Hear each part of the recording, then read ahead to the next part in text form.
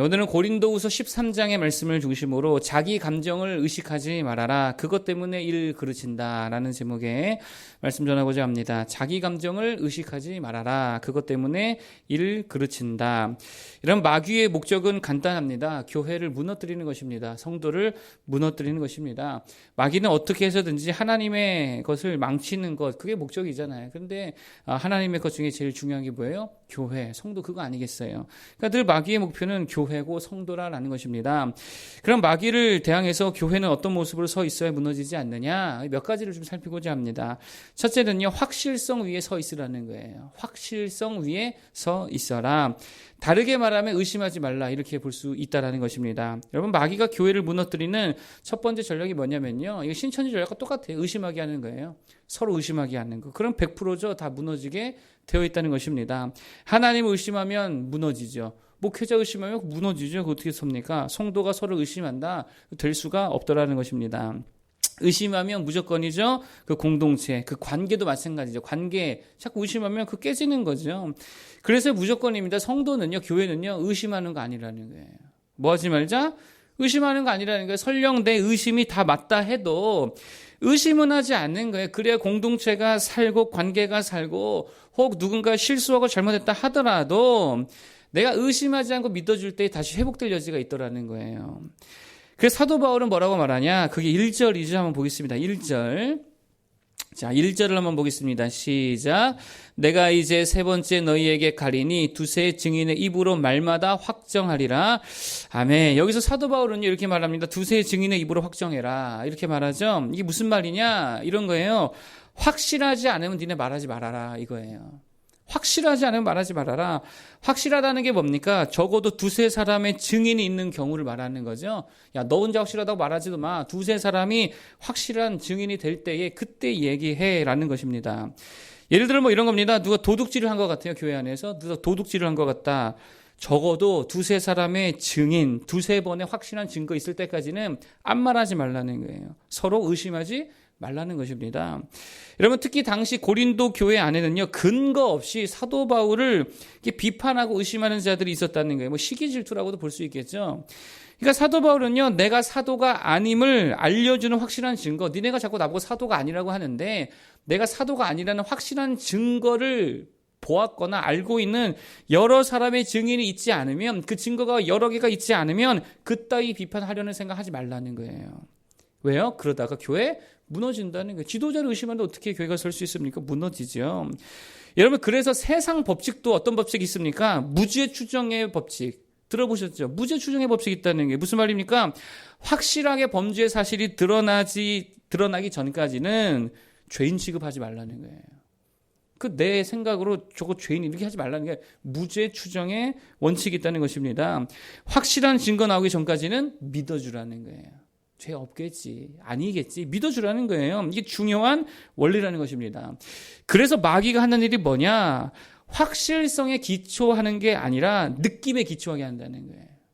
왜? 느낌에 기초하면 의심하게 되거든요. 촉에 기초하는 거예요. 그거 내 촉이 맞는 것 같은데. 이러다가 다 깨지는 거예요. 선입견, 편견, 예견. 이걸로 다 판단하고, 이걸로 다 의심하고, 이걸로 다 정죄하게 하는 거예요. 이게 누구 짓이라고요? 마귀 짓이라는 거예요.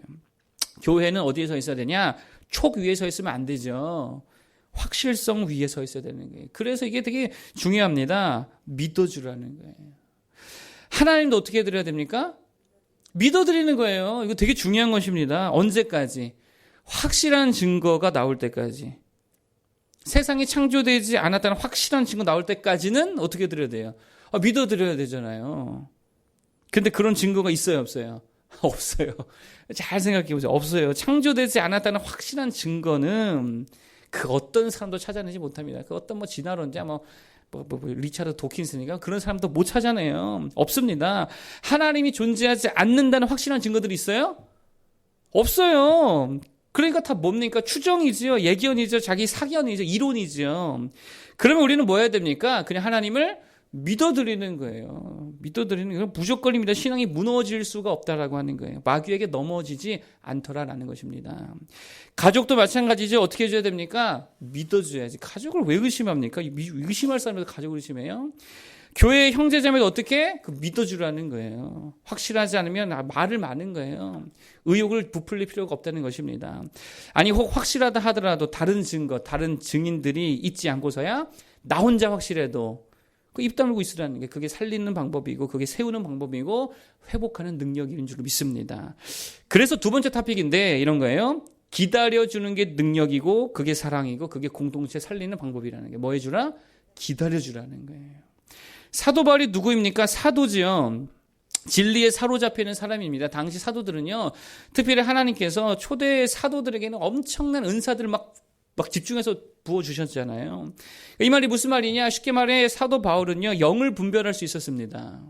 사도들은 다 그랬잖아요. 영을 분별할 수 있었다고. 이 거짓의 영이냐 아니면 성령이냐 분별할 수 있었다고요. 마귀짓이냐 귀신짓이냐 누가 뭐 어떤 죄를 이거 알았다고요. 그 2절입니다. 한번 보겠습니다. 2절 시작. 내가 이미 말하였거니와 지금 떠나 있으나 두 번째 대면했을 때와 같이 전에 죄 지은 자들과 그 남은 모든 사람에게 미리 말하노니 내가 다시금 용서하지 아니하리라. 아멘. 무슨 말이야? 내가 다 안다는 게. 야, 누가 나 비방하는지 나는 보면 알아. 성령이 알려주시거든. 니네 무슨 죄 지었는지 니네가 악령에 지금 시달리는지 내가 보면 다 알거든. 이제 그 얘기 하고 있는 거예요. 여러분, 그런데 그 이후에 뭐라 그러냐? 내가 다 알고 있지만, 보면 다 알지만, 성령께서 가르쳐 주시지만, 그럼에도 불구하고 사도 바울은 어떤 선택을 하느냐? 5절입니다. 한번 보겠습니다. 5절. 시작. 너희는 믿음 안에 있는가 너희 자신을 시험하고 너희 자신을 확증하라. 예수 그리스도께서 너희 안에 계신 줄을 너희가 스스로 알지 못하느냐? 그렇지 않으면 너희는 버림받은 자니라. 아멘. 이게 무슨 말이냐면 기다려주겠다는 거예요. 내가 가서 내가 혼내줄 수도 있고 내가 가서 다 정죄할 수 있고 다 내가 판결할 수 있지만 그럼에도 불구하고 당장에 쫓아가지 아니하고 너희가 스스로 깨닫기를 나는 기다려주겠다는 거예요. 스스로 알라는 거예요. 스스로 깨닫고 스스로 뉘우치고 돌아오기를 기다려주겠다. 그때까지 말하지 않겠다. 정죄하지 않겠다. 라는 거죠. 왜요? 사도 바울은 아는 거예요. 가서 막 정죄하고 혼내고 의심하고 막 다 깨트리고 그러면 속은 시원하겠죠. 자기를 비방했던 자들에게 가서 너지 이러면서 다 솎아내면 자기 마음은 좀 편할 수 있겠지만 그러나 교회는 어떻게 됩니까? 무너지잖아요. 공동체는 깨지잖아요. 관계는 다 작살이 나잖아요. 그러니까 뭐 하겠다는 거예요? 그들이 스스로 깨닫도록 기다려주겠다. 스스로 돌아오도록 기다려주겠다. 여러분, 그래서 교회는 기억하기 바랍니다. 혁명의 공동체가 아닙니다. 뭐 요즘 시대 혁명을 너무 많이 말하는데 교회는요 혁명 공동체가 아닙니다. 막 정의감에 불타가지고 다 때려 부수고 다 뜯어 고치고 그렇게 일하는 게 아니라는 거예요. 예수님을 생각하십시오. 그런 방식으로 세상을 구원하시지 않았습니다. 예수님의 방식은요 기다림입니다. 기다림이에요. 예수님의 방식은 스스로 돌아오도록 돌이키도록 인내해 주시는 방식입니다. 하나님이 일하시도록 시간을 내어 드리는 방식으로 일하셨다는 거예요. 지금도 뭐 하고 계세요? 기다리고 계시잖아요. 가만히 계시잖아요. 우리 주님께서. 기다리는 거예요. 출애굽기에 보면 애굽에서 종살이하던 이스라엘 백성이 몇 명이었대요? 남녀 다 합하면 200만 명이라 그러죠. 엄청난 숫자입니다. 장정만 군대 나가서 군대 그 군인으로 쓸 수 있는 장정만 60만 명이었습니다. 60만 명. 무슨 말이에요? 쿠데타를 했어도 이게 가능했다는 거예요. 숫자가 워낙에 많아가지고. 혁명을 일으켰어도 애굽을 집어삼킬 수 있었다는 거예요. 그러니까 그게 두려워서 애굽 사람들이 압제를 하잖아요. 여러분 잘 보세요. 거기에다가 모세에게 뭐가 있습니까? 군사적 전술이 있습니다. 모세에게 뭐가 있습니까? 조직력이 있습니다. 병법이 있습니다. 게다가 손에 뭐를 쥐었대요? 하나님의 지팡이를 들었습니다. 그런데 그 지팡이 가지고 뭐 하지 않았어요? 혁명을 일으키지 않았어요. 다 때려 부수지 않았습니다. 뭐 했습니까? 가만히 고센 땅에서 기다렸습니다. 언제까지? 바로가 스스로 돌이켜 보내줄 때까지. 누가 일하실 때까지? 하나님이 일하실 때까지 기다렸다는 거예요. 가나안 정복 전쟁 첫 번째 전투 아시죠? 여리고성 전투. 이게 첫 번째 전투였거든요. 첫 전투라는 말은 앞으로의 모든 가나안 정복 전쟁에 대한 어떤 컨셉을 그 여리고성 전투를 통해서 보여주는 거거든요. 그런데 그 첫 전투를 어떻게 합니까? 기다림으로 하더라는 거예요. 입담으로. 그리고 돌아. 이게 뭐예요? 기다리라는 거예요. 언제까지요? 스스로 무너질 때까지. 하나님 일하실 때까지 기다리라는 거예요. 그래서 제발 부탁입니다. 억지로 막 뭔가 하려고 하지 말라는 거예요. 억지로 막 개혁하고 억지로 뜯어 고치고 억지로 막 교육하겠다 그러고 억지로 막 찍어 누르려고 그러고 죄송합니다. 하나님의 나라는 그렇게 세워지지 않더라는 거예요. 기도하면서 잘 기다릴 수 있길 바라겠습니다. 그게 능력이고 하나님이 일하실 때 더 빠를 줄로 믿습니다. 더 강력할 줄로 믿습니다. 종종 사람들이 이런 말을 많이 하죠. 이거는 세상 사람도 많이 하는 말 같아요. 인생은 타이밍이다. 이런 말 많이 하죠. 인생은 타이밍이다. 타이밍이 좋아야 성공하고 그런다. 이렇게 말하죠. 여러분 근데 그거 아십니까? 최악의 타이밍이 있습니다. 최악의 타이밍.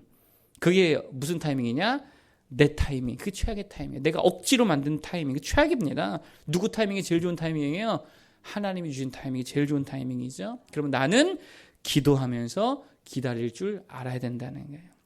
하나님이나 사람이나 환경에 대해서 뭘 바라든지 간에 좀 잘 기다려보기 바랍니다. 그러면 분명 좋은 타이밍이 온다는 거예요. 좋은 기회가 온다는 거예요. 하나님 분명 일하십니다. 회복의 때가 오고 돌아온 때가 오고 다시 일어날 수 있게 된다는 거예요. 하나님보다 너무 앞서지 않는 모두 되기를 바라겠습니다. 마지막 세 번째, 잘 기다리기 위해 필요한 게 있습니다. 그게 뭐냐? 자기 의식을 버리라는 거예요. 자기 감정 의식을 버리라는 거예요. 그러면 분명 좋은 타이밍이 오고 좋은 기회가 온다는 거예요. 여러분, 자기 의식을 버리는 게 참 중요하죠. 그래서 사도 바울이 뭐라 말하느냐? 7절입니다. 7절. 한번 보겠습니다. 13장 7절 보겠습니다. 시작. 우리가 하나님께서 너희로 악을 조금도 행하지 않게 하시기를 구하노니 이는 우리가 옳은 자임을 나타내고자 함이 아니라 오직 우리는 버림받은 자가 될지라도 너희는 선을 행하게 하고자 함이라. 아멘. 중간에 보니까 사도 바울이 이렇게 말하죠. 이는 우리가 옳은 자임을 나타내고자 함이 아니라. 무슨 말입니까? 내가 옳다, 내가 옳다. 내가 맞는데, 내가 맞는데. 이거 의식하지 않는다는 거예요. 여러분 이거 의식하면 못 기다린다는 거예요. 이거 의식하면 가서 막 비난해야 될 거 아니에요. 내가 옳은데 이러면서 막 가서 주장해야 될 거 아니에요. 나는 피해자다. 나는 피해자다. 그러면 못 기다리죠. 나는 속았다. 나는 속았다. 그러면 그것도 마찬가지예요. 나는 힘들다. 나는 힘들다. 나는 우울하다. 나는 우울하다.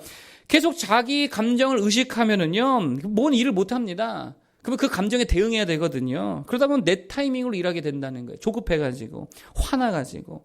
그러면 일을 그르치고 망치고 분노하고 열폭하고 싸우고 죽이고 자살하고. 그게 왜 그래요? 자기 감정 의식해서 그렇다라고 하는 거예요. 인류 최초의 살인이 일어났습니다. 그게 무슨 사건입니까? 형이 동생을 쳐 죽인 사건입니다. 왜 죽였어요? 자기를 의식해서 그런 거예요. 나 거절당했네? 나 거절당했네? 나는 거절당했네? 거절감에 사로잡히니까 죽여버린 거예요. 내 예배는 거절당했네. 자기를 의식한 거죠. 여기서부터 살인과 미움이 모든 게 다 나온다는 거예요. 오늘 사도 바울은요. 자기를 의식하고 있지 않습니다. 뭐만 의식합니까? 고린도 교회. 그것만 생각하고 있어요. 야, 내가 옳은 게 중요한 게 아니야. 나를 세우지 않아. 야, 난 니들한테 살해비도 받지 않았거든. 고린도 교회의 미래만 생각합니다. 고린도 교회의 평안하기를 생각합니다. 고린도 교회가 온전하기를 생각합니다. 고린도 교회인들이 더 선하기를 바라고 있습니다. 이왕 한번 읽어볼까요? 9절, 10절, 11절. 쭉 한번 보겠습니다. 9절, 10절, 11절. 시작. 우리가 약할 때에 너희가 강한 것을 기뻐하고 또 이것을 위하여 구하니 곧 너희가 온전하게 되는 것이라. 그러므로 내가 떠나 있을 때에 이렇게 쓰는 것은 대면할 때에 주께서 너희를 넘어뜨리려 하지 않고 세우려 하여 내게 주신 그 권한을 따라 엄하지 않게 하려 함이라. 마지막으로 말하노니 형제들아 기뻐하라. 온전하게 되며 위로를 받으며 마음을 같이하며 평안할지어다. 또 사랑과 평강의 하나님이 너희와 함께 계시리라. 거룩하게 입맞춤으로 서로 문안하라. 아멘. 자기 의식이 있어요, 없어요? 자기 의식이 없어요. 내가 너희 때문에 힘들거든 지금. 내가 너네한테 얼마나 상처 많이 받았는지 아냐? 야, 섭섭하다 임마. 안 그래요. 뭐만 있어요? 그들에 대한 걱정, 그들에 대한 비전, 그들에 대한 기도, 그들이 평안하고 잘 되고 그것만 의식하고 있다는 거예요. 교회만 의식하고 하나님 나라만 의식하더라는 거예요. 이번 주 토요일 전교인 전도일입니다. 전도가 뭡니까? 다른 거 아닙니다. 영혼은 전도할 영혼만 의식하는 거예요. 그들만 보는 거예요. 그리고 자기 의식하는 사람들이 있죠. 전도일인데 왜 이렇게 패션을 의식하는지 모르겠어요. 선교 나가서는 그게 이해가 안 가요. 내가 어떻게 보일까? 이거 의식하는 사람들 많죠. 내가 전도지 줬다가 거절당하면 기분이 안 좋을 것 같은데 내가 종교에 미친 사람으로 보이진 않을까? 자기를 의식하지 말고 전도할 수 있기를 바라겠습니다. 사랑도 어떻게 해야 됩니까? 그 자기 의식하는 거 아니거든요. 상대만 의식하는 거예요. 그 왜 나를 의식합니까? 그러니까 질투, 시기, 섭섭, 상처, 삐치고 뭐 그러죠. 사랑하는 그 사람을 의식해줘야지. 어떻게 사랑할까? 어떻게 섬길까? 그게 사랑이라는 거예요. 자기 의식을 하지 말기 바라겠습니다. 요새 계속 말씀드리죠. 내 걱정은 누가 한다고요? 내 걱정은 누가 해주신다고요? 주님이 해주신다고요. 내 사랑도 누가 해주십니까? 주님이 해주십니다. 그 내 걱정 내가 하는 거 의식하는 거 아니에요. 내 사랑 그 내가 하는 거 내가 하는 거 아니야. 주님이 하십니다. 나를 의식해 주는 건 주님께 다 맡겨드리고요. 나는 교회를 더 의식하고 형제자매 가족을 더 의식하고 하나님을 더 의식하고 그렇죠. 하나님 무엇을 기뻐하실까? 하나님 무엇을 더 원하실까? 그럴 때에 주님의 시간에 주님의 뜻이 다 이루어지게 될 줄로 믿습니다. 오늘 세 가지 말씀드렸습니다. 첫 번째, 확실성 위에 서 있으라.